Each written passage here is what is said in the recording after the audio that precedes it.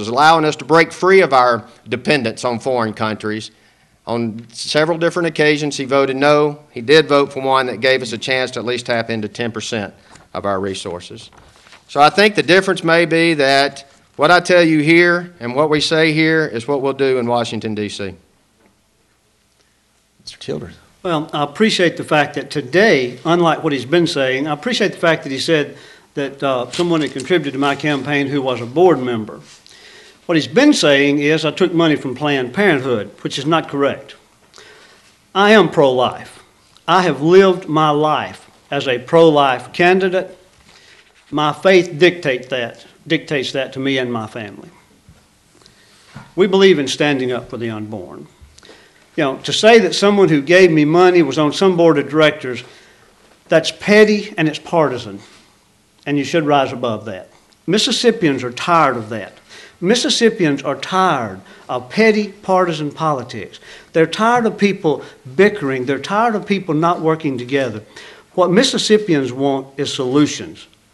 They don't want to hear petty partisanship bickering.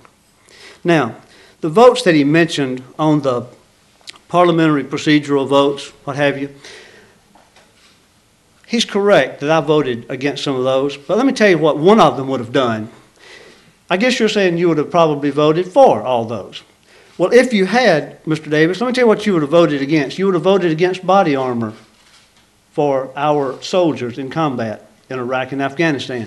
You would have voted against the Katrina and Rita victims on the Mississippi Gulf Coast in Louisiana, because that's what those bills were about. They weren't drilling bills.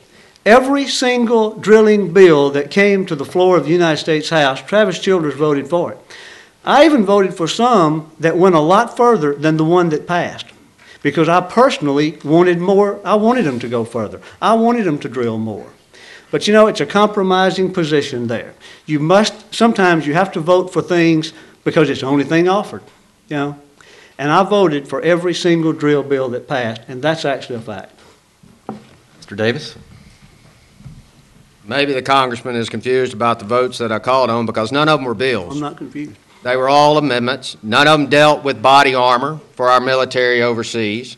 They all dealt with such things as a floor consideration of a vote to increase the Clean Energy Stimulus Act, to vote against a measure which would have disallowed the permanent oil exploration in ANWR, to recommit a bill on the feasibility of new oil refineries, a bill to debate on any measure to bring up gas prices and reductions.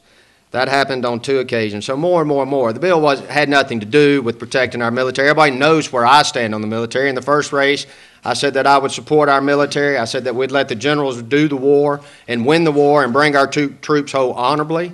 My opponent said that he was ready to withdraw them now, and thank goodness he changed his mind when he got to Washington, D.C., because he voted to fund our military, he voted to take care of them, and he voted against a bill that would have made them come home. So I'm glad that that opinion changed. But he voted against drilling, he voted to allow it, and he voted to cut Mississippi out of the revenue sharing.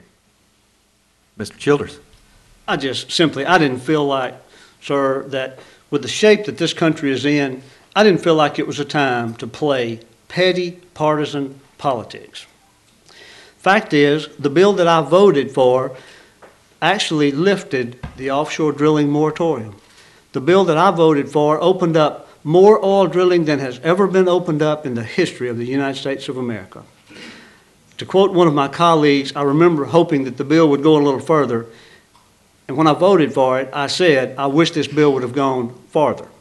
And he said, well, just think of this. This bill may not have been a touchdown, but it was a first down. And we'll move the ball down the field. And that's what I'll continue to do if you send me back to the United States House of Representatives. I'd like to open this up to media representatives who might have a question. Anyone here on the front row? Yes, sir. And could you identify yourself first? Sure. Robert A. Long with the Sun-Times Tribune newspaper. This is a question to both of you gentlemen. Do you favor earmarks? And if so, specifically, will you support continued funding for the I-69 corridor in DeSoto County? And Mr. Childers, you'll take this one first. We cannot hear the question. Okay, yes. Okay. Yeah. This question is addressed to both of you gentlemen. Do you favor earmarks? And specifically, will you support continued funding for the I-69 corridor in DeSoto County? Everyone hear that? Here. Just repeat. If you'd repeat it, maybe. Okay. There we go. Do you favor earmarks, and specifically, will you support continued funding for the I-69 corridor in DeSoto County? Earmarks make up about 1% of this nation's budget.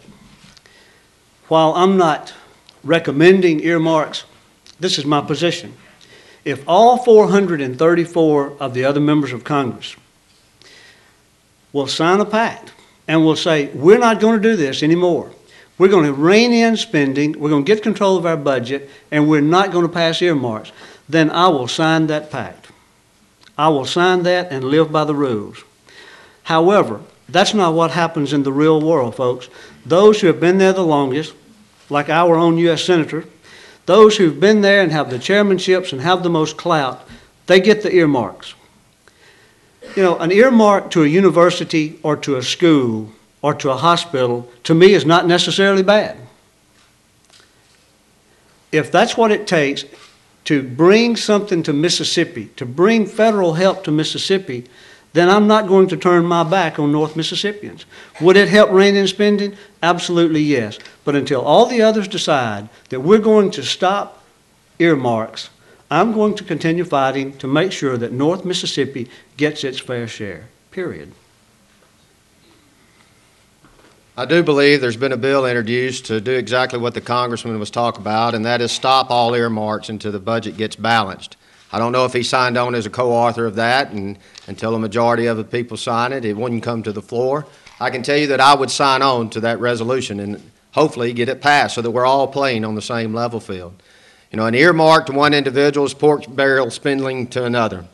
But I do say this, that I think it's important that D.C. spending get under control. And I do think that every project that we have, from I-69 to our universities to our